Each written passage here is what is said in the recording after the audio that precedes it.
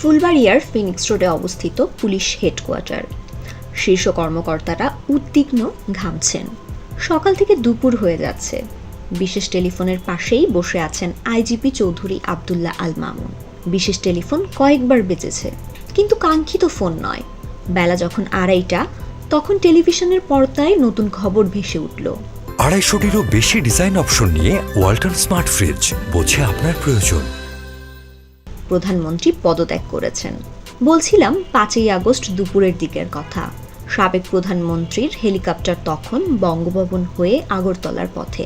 অবাক বিস্ময়ে তাকিয়ে রইলেন আইজিপি, অতিরিক্ত আইজিপি কামরুল ইসলাম, মনিরুল ইসলাম, আতিকুল ইসলাম, ডিএমপি কমিশনার হাবিবুর রহমান, ডিএমপির অতিরিক্ত কমিশনার হারুনুর রশিদ ও প্রভাবশালী পুলিশ সুপার প্রলয় কুমার জোয়ারদার।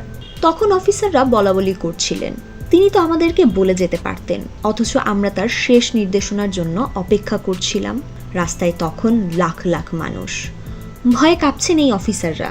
কোন দিকে যাবেন, কিভাবে যাবেন? কারণ চারদিকে মানুষ আর মানুষ। ছাত্র জনতার প্রতিরোধের মিছিল রূপ নিয়েছে বিজয় মিছিলে। মানুষের বাঁধ ভাঙা স্রোতে নগরের কোথাও নিজেদেরকে নিরাপদ ভাবছেন না পুলিশ। ইতোমধ্যে অনেক ঘটনাই ঘটে গেছে। তাই আইজিপি সিদ্ধান্ত নিলেন হেলিকপ্টার এনে সদর দপ্তর ত্যাগ করবেন। হেলিকপ্টার এলো। উল্লেখিত অফিসারদের মধ্যে 2 জন ছাড়া বাকিরা হেলিকপ্টারে চড়ে তেজগাঁ বিমানবন্দরে চলে গেলেন। এর মধ্যে অতিরিক্ত আইজিপি কামরুল ইসলাম রিকশায় করে বাড়ি গেলেন।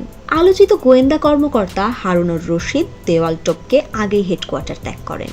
ফাহমিদা সৃষ্টি, মানবজমিন।